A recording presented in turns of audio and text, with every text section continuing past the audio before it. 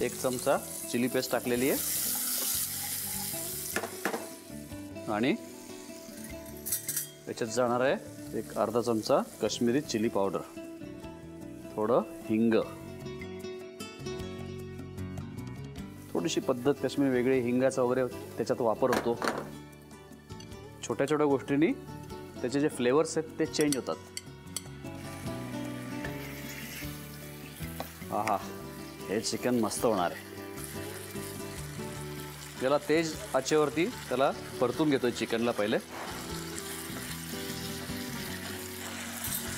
याच्यात टाकूया एक 2 चमचा तळलेल्या कांद्याची पेस्ट। गॅसवरनं भांडं बाजूला काढून आपण आता ह्याच्यात टाकणार आहोत हे जे उरलेलं जे दही आहे त्याच्यामध्ये आपण काही गोष्टी मिक्स केलेल्या आहेत। हे दही आता मी या चिकनमध्ये टाकून घेतोय आणि याच्यामध्ये आता टाकायचं आहे आपल्याला थोडं पाणी।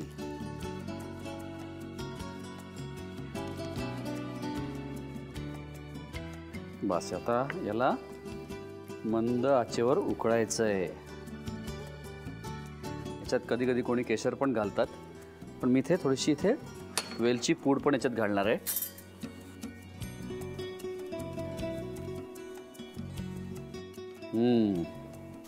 याच्यात घालूया आता थोडा गरम मसाला आणि मीठ।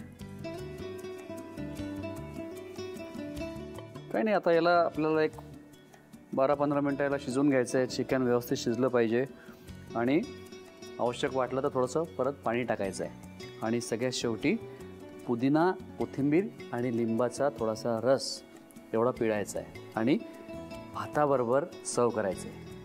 मंडळी, मी याला शिजवून घेतो आणि भाताबरोबर प्लेटमध्ये याला काढून घेतो। तोपर्यंत तुम्ही साहित्य आणि कृती लिहून। मूर्ग रोगन जोश करण्यासाठी लागणारे साहित्य: चिकन, दही, तळलेल्या कांद्याची पेस्ट, मोहरीचं तेल, कोथिंबीर, लसणाची पेस्ट, दालचिनी, काळी मिरी, वेलची, लाल मिरची पेस्ट, बडीशेप पूड, लवंग पूड, पुदिन्याची पानं, तमालपत्र, वेलची पूड, हिंग, सुंठ पूड, गरम मसाला, लिंबू, काळी मिरी पूड, लाल तिखट आणि मीठ। कृती: एका बाउलमध्ये चिकन घेऊन त्यामध्ये दही, मीठ, मोहरीचं तेल, 1 चमचा लसणाची पेस्ट, लिंबाचा रस आणि लाल तिखट घालून चिकन मॅरिनेट करून घ्यावं। दुसऱ्या बाउलमध्ये दही घेऊन त्यामध्ये बडीशेप पूड, लवंगाची पूड, सुंठ पूड आणि काश्मीरी लाल मिरची पूड घालून नीट मिसळून घ्यावं। एका कढईमध्ये तेल गरम करून त्यामध्ये खडा मसाला, काळी मिरी पूड, 1 चमचा लाल मिरची पेस्ट, काश्मीरी लाल मिरची पावडर, हिंग आणि मॅरिनेट केलेलं चिकन घालून सर्व मिश्रण नीट मिसळून घ्यावं। त्यानंतर थोडीशी लसणाची पेस्ट आणि तळलेल्या कांद्याची पेस्ट घालावी। कढई गॅसवरून बाजूला घेऊन दह्याचं मिश्रण आणि पाणी घालून चिकन शिजवून घ्यावं।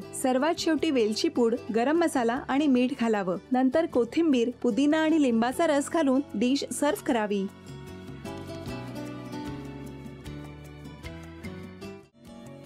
पॅन मध्ये जाणार थोडं बटर, याच्यात टाकतोय हे सफरचंदाचे तुकडे। मुद्दामून त्याचं साल तसंच ठेवलंय कारण सालामध्ये पण सफरचंदाच्या किंवा बरेच फळांच्या त्याच्यात बरेच न्यूट्रिएंट्स असतात, तर ते पण पोटात जावं त्या दृष्टीने आपण साल तसंच ठेवलेलं आहे।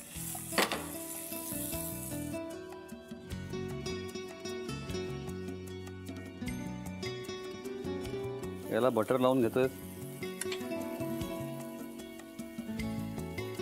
मला थोडीशी मोठ्या ब्रेडचे स्लाइसेस पाहिजे होते, तर हे त्रिकोणी शेपचे मिळालेत मला ब्रेड, पण हरकत नाही, छोटे आपले नेहमीचे ब्रेड स्लाइसेस वापरले तरी पण चालतील। हे दिसायला जरा छान दिसतं मोठे ब्रेड, म्हणून मी हे वापरतोय। बस, याला थोडासा रंग आला पाहिजे, याला मी कलर करून घेतोय कारण बटरमध्ये याला त्याला छान थोडंसं हे शिजले पण पाहिजे जे आहे सफरचंद, तर मी करून घेतोय। त्याला एक तांबूस रंग येईपर्यंत परतून घेतो आणि हे करण्यासाठी आपण सफरचंदाचे तुकडे केलेले आहेत आणि बटरमध्ये त्याला मी पॅनमध्ये टॉस करतोय। ओव्हनमध्ये तुम्हाला बेक करायचं असेल तरी पण चालेल, पण हे काय एकदम सोपी प्रोसेस आहे आणि पॅनमध्ये पण हे मस्त होतात। तर मी हे इथे बटरमध्ये टॉस करतोय सगळे जे सफरचंदाचे तुकडे आहेत। त्याचबरोबर मी इथे ब्रेडला बटर लावून ठेवलेलं आहे। हे जे आहे बदाम हे आपण पाण्यात भिजवून ठेवले होते आणि त्याचं सालं काढून घेतलेली आहेत. त्याचे तुकडे करून घेतोय, लांब लांब काप करतोय लांब. आता जे ड्रायफ्रुट्स असतील आपल्याकडे ते वापरायचे आहेत. बदाम असतील तर फारच चांगलं, काजू पण चालतील, पिस्ते पण चालतील, किंवा ड्रायफ्रूट नसले तरी पण चालतील. तशी पण चॉकलेट आणि ॲपलची चव एकत्र खूप छान लागते. बस आता रंग त्याला छान आलेला आहे. इथे गॅस बंद केलेला आहे आणि याच्यात जाणार आहे दालचिनीची पावडर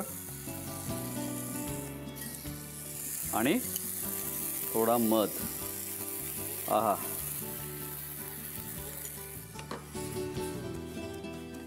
ग्लेज आले त्याला मस्त ना. आता आपण हे एकदम जे टेम्पटिंग सफरचंदाचे तुकडे आहेत ते आपण ब्रेडवरती लावूया.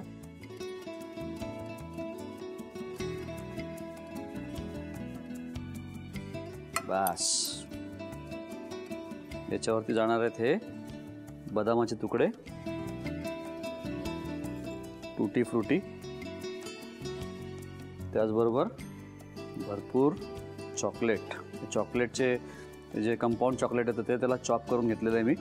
आणि हे चॉकलेट्स जेव्हा आपण हे सँडविच ग्रिल करू ना तेव्हा हे चॉकलेट विरघळेल आणि बाकीच्या घटक जे आहेत त्याच्याबरोबर मिक्स होईल ते, आणि नंतर एकदम असं सॉफ्ट आणि मऊ होईल ते.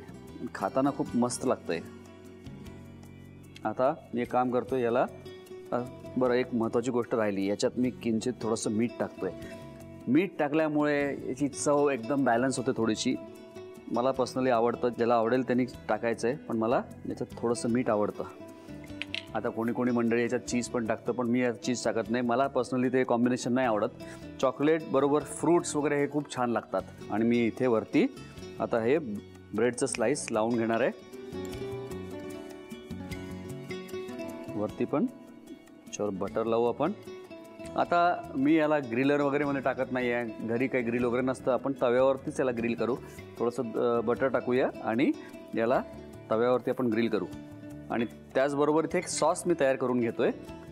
सॉस करण्यासाठी मी इथे हा जो सिरप आहे, स्ट्रॉबेरी सिरप म्हणा किंवा रास्बेरी सिरप, जो काही आपल्याकडे घरी असेल तो घ्यायचा आहे थोडा. त्याच्यात टाकायचं आहे थोडं क्रीम आणि याला आपल्याला मिक्स करायचं आहे. वा, बस सँडविच जाणार आहे आता या तव्यावर. याला आता आपण टर्न करून घेऊया. रंग एकदम भारी आलेला आहे.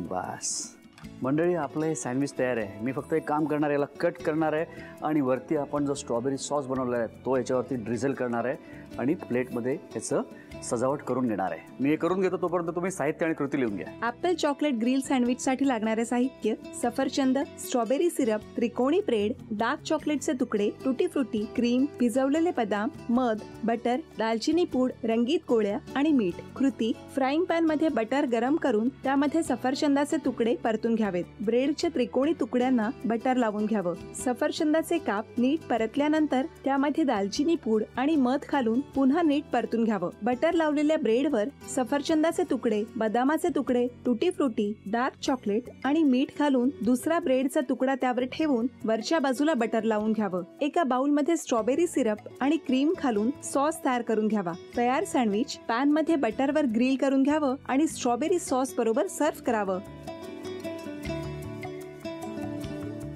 मला सगळं आपला पहिला पदार्थ कुठला याचा? गुकोमोली चीजी सलाड रोलअप आहे. आता आपली पुढची रेसिपी काय आहे? Cabbage spaghetti role.